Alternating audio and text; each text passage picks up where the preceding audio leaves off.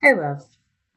Welcome to Lynn's Place, a podcast where we talk about faith, identity, womanhood, and all the quiet changes that shape who we are becoming. I'm Lynn, and thanks for tuning in to episode 1, Becoming Lynn Again. This space was created for honest conversations, the kind we don't always have out loud, the kind that happens after life changes, when the noise settles and you're left asking yourself real questions. If you would have told me 10 years ago that I'd be married and retired at 35, I would have laughed. Not a cute laugh, the kind where you tilt your head back and say, "Girl, please." But here I am, married, retired, and if I'm honest, a little lost. People talk about retirement like it's the finish line. Like once you get there, everything makes sense. But nobody really talks about what happens when you cross that line early. When your life slows down before your identity catches up.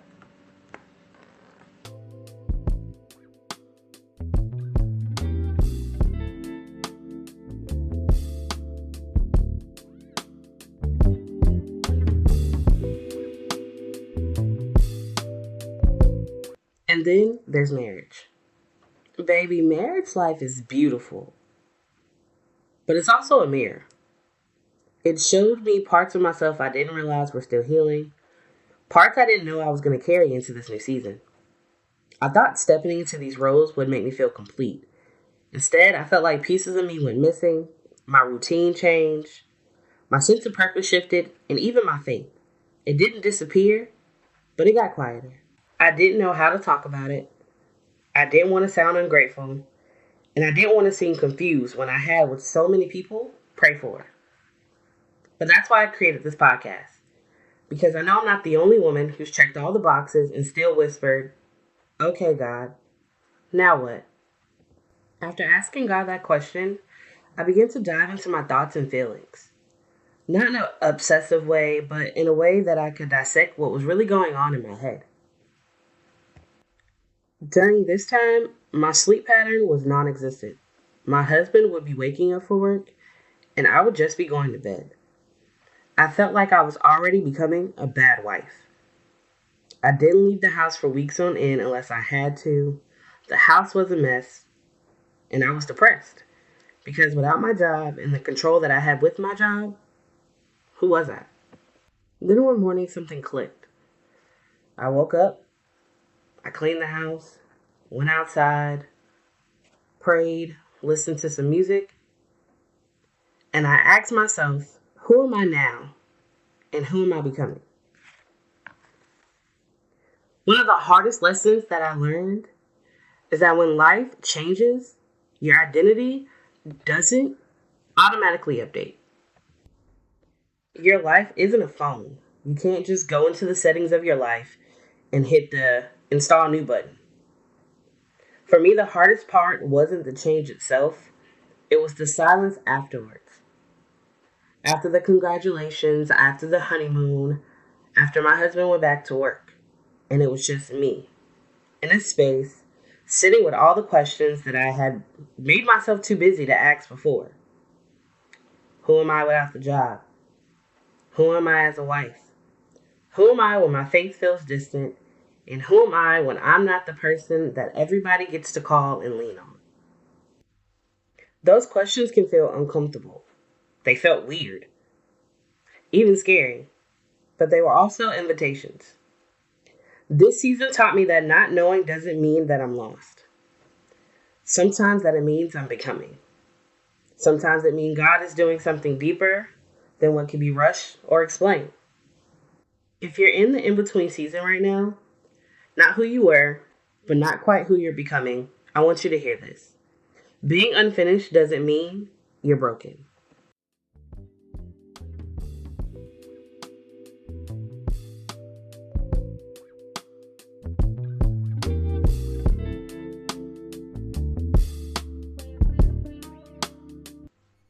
When I felt most ungrounded, these 3 questions helped me come back to myself. The first question is, what part of me have I been ignoring? Not avoiding, ignoring. The part that keeps tapping on your heart, asking for attention. For me, I was ignoring my body. All the trauma, aches, and pains that I pushed to the back burner and said, I'll be fine in the morning when I wake up. The pain of barely being able to walk when I left work. To the pain of not forgiving someone who hurt me or did me wrong. As a woman, that trauma was stored in my body. Year after year after year, until I finally took time to heal. I forgave people who probably don't even think about me anymore. And I began to take care of my body. Exercise, eat right, and taking a break when I need to. The second question is, what do I need more of right now? Rest, connection, creativity, or faith? Not what sounds productive, what I actually need. And in this part of my life, I needed more faith. In 2022, I was diagnosed with PCOS. So to put it lightly, weight gain, hair loss, mood swings, depression, and infertility. Now that word felt like a nail in my chest. I've been feeling like God was punishing me for something. Was I not praying enough?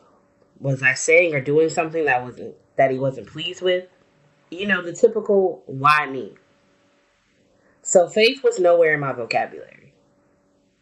It was nowhere to be found, nowhere to be seen. But through this transition in life, God has reversed my diagnosis, and hopefully we will have a little bundle of joy running around here soon. And the third question. What version of me am I grieving? And what version of me is growing?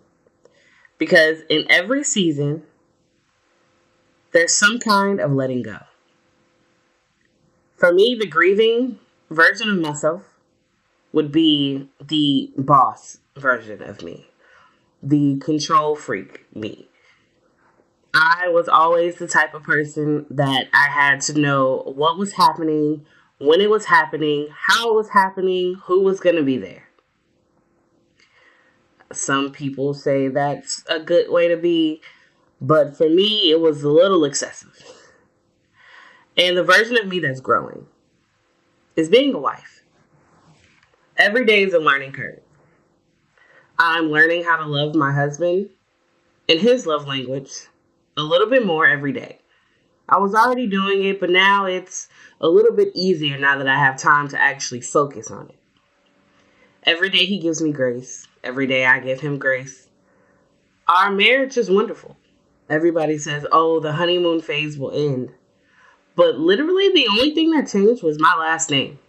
Everything is still the same. We're still silly and goofy. And we still do all the things that we love to do. Sometimes the new version that you're growing into doesn't have to mean you have to stop being you. You just grow into a better version each and every time that you let it happen. Anytime that I'm having a bad day, I go through these questions and the answers that I've given myself to remind me exactly what I'm doing in life.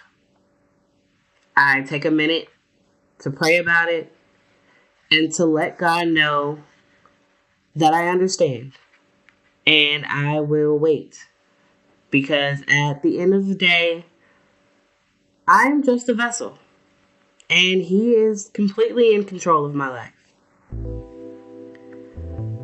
These aren't questions you can answer once. They're questions you live with.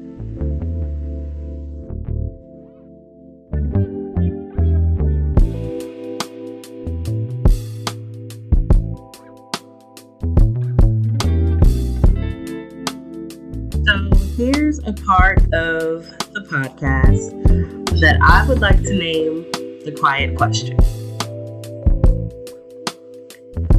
I want to leave you with this week's quiet question. Where in my life am I being invited to begin again? Sit with it, journal it, pray on it, and let it unfold without forcing yourself to answer.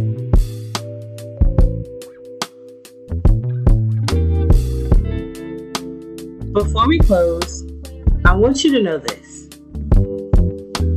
You're allowed to evolve.